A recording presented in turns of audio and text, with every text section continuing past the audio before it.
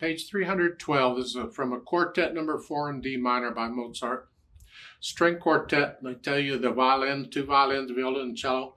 The idea is, can you play these different parts at different times? I'm assuming then you're going to have a quartet, string quartet, you're going to work with them, and I don't know. But you want to hear it. So I'll just do each part one at a time. We're in D minor here, which is interesting because D minor is 1 flat. There's no flat in the key signature. This would indicate to me it's probably in C major. Well, this is just a part of the whole quartet thing. So this part of it might be in C major where the actual quartet is in D minor, because they can change keys in the middle of it. Sometimes they'll change key signatures and sometimes they don't. This, apparently they changed key signatures because otherwise it would still have a flat in it. So the point is we're using white keys here. So violin 1 is common timer, 4/4 time. 1 and 2. Rest. Rest.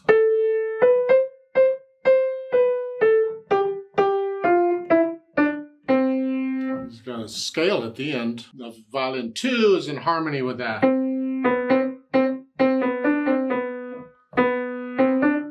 Like so. So if I do violin 1 and 2 together, they're in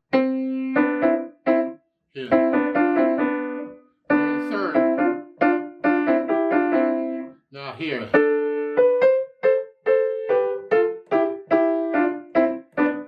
It comes down to third. The viola part, remember this is alto clef. Now that middle line is middle C.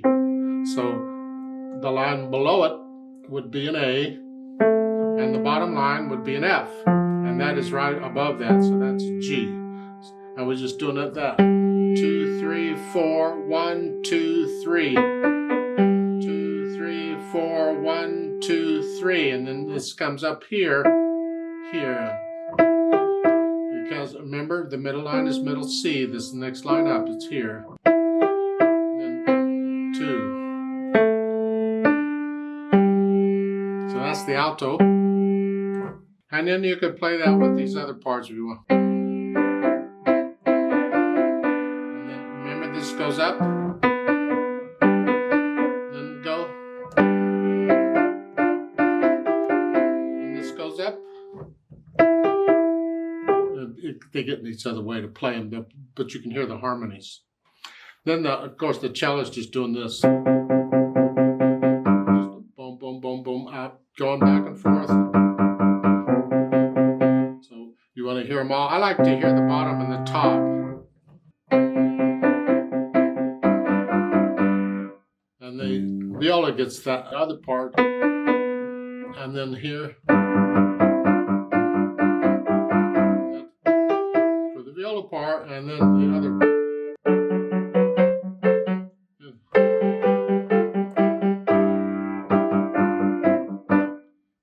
And you think, where does this F sharp come in at? Measure 5. It's like we're in a 7 chord here. That harmony all of a sudden, he put that in there? Really? The viola's playing this. See, he has this chord in there is the point I'm trying to make. That's the notes we're using. So that's the harmony you're going to get. And hopefully you're familiar enough with the parts so that when you're working with students, you can hear if they're playing something wrong or something doesn't sound quite right, you can help them out. I don't think it's important to be able to play all 4 of these parts at the same time like they're constantly. I mean, you're welcome to learn them if you want to, but in my opinion, no, we don't need to.